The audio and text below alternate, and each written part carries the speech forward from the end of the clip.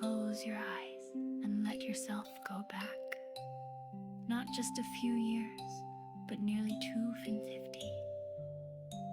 The summer air is heavy. The year is 1776. You are in Philadelphia walking down a cobblestone street. The wooden signs above taverns creak in the breeze. A blacksmith hammers iron in the distance. Horses pass slowly, wagons bumping over stones. But just ahead, down Chestnut Street, something greater than all of that noise is happening. Something invisible but powerful. A new country is about to be declared.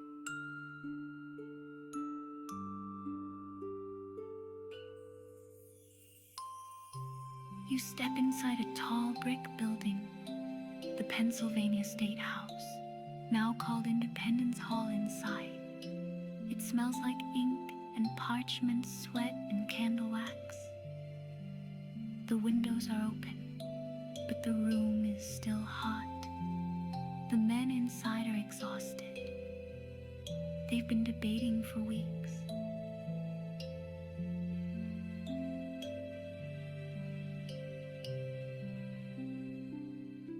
At the center is a tall man with reddish hair. That's Thomas Jefferson of Virginian ink. He's holding a parchment, a draft he wrote by candlelight. But he didn't do it alone.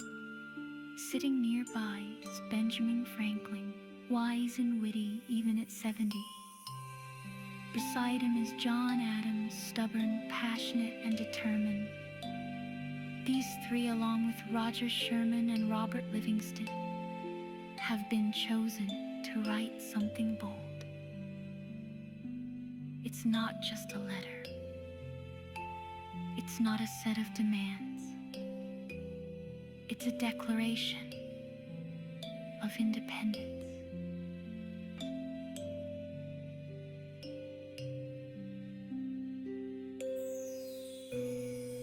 You sit in the corner as they review it line by line.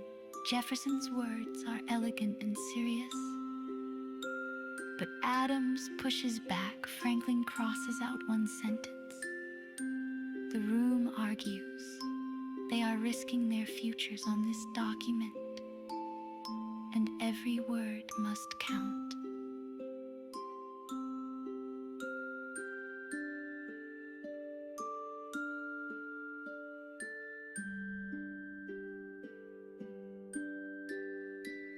What they are writing is more than politics. It's a moral argument. They are saying that Britain has no right to rule them, that a government must get its power from the people it governs, that all men are created equal, that people are born with rights, life, liberty, and the pursuit of happiness, and that those rights cannot be taken away by a king.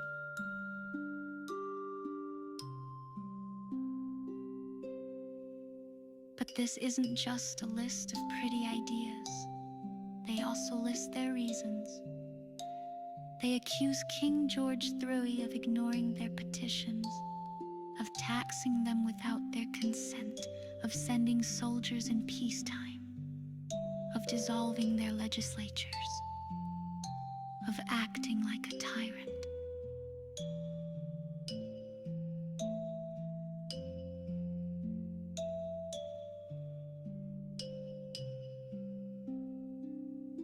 They have tried, they say. They wrote letters, they protested, they sent envoys. But Britain didn't listen. So now they are done asking. They are declaring they will be free. But freedom comes with danger. If the British Army wins the war, and no one knows yet who will win, these men will be traitors.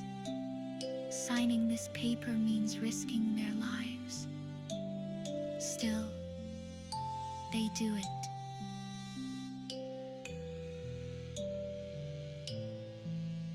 One by one.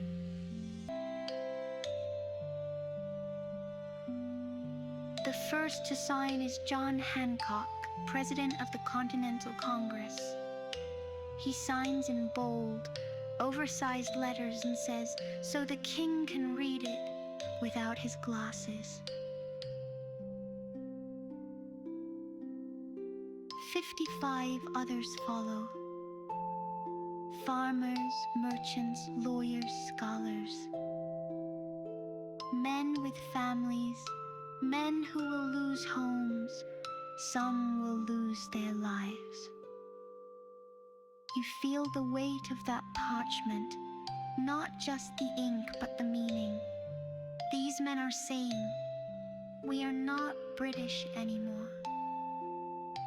We are something new.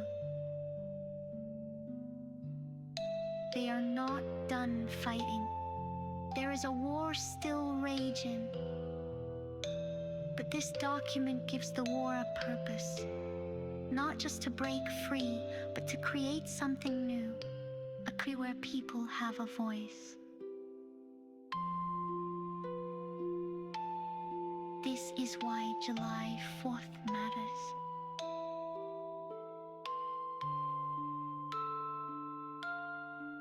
This is why July 4th matters.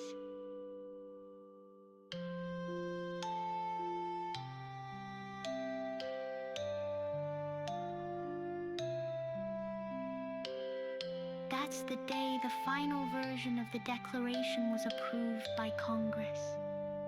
Some signers would add their names later in August or even months after. But the date printed at the top is July 4, 1776, and that is the birthday of the United States of America.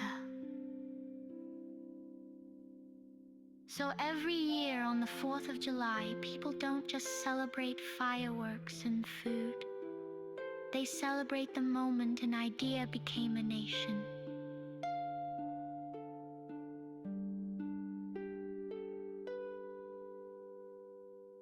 The Declaration of Independence didn't end the war. It didn't end slavery. It didn't make everyone free yet. But it started something powerful, a country based on freedom, equality, and consent of the governed.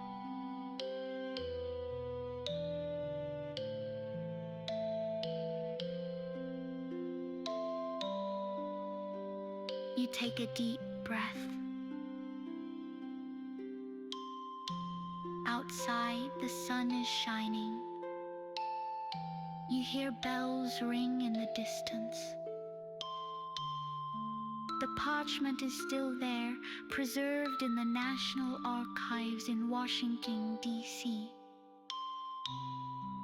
The ink is faded, but the message remains. And now you understand. Freedom isn't just something you fight for with weapons. Sometimes it begins with words, with cream, bravery, over the whole walk to a